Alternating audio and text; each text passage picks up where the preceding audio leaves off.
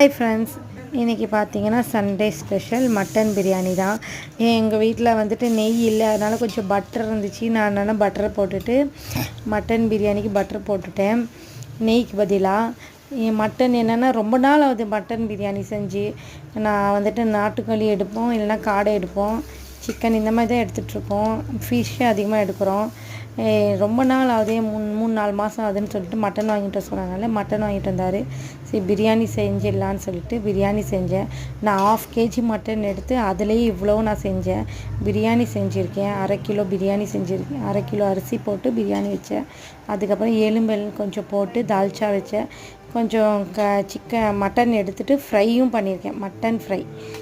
ஓகேங்களா. அப்புறம் மட்டன் பிரியாணி, எலும்பு போட்ட தால்ச்சா, அப்புறம் மட்டன் ஃப்ரை, தயிர் பச்சடி. அவ்வளோதான் ஃப்ரெண்ட்ஸ். வாங்க ஃப்ரெண்ட்ஸ் சாப்பிட்லாம். Bye friends, thank you.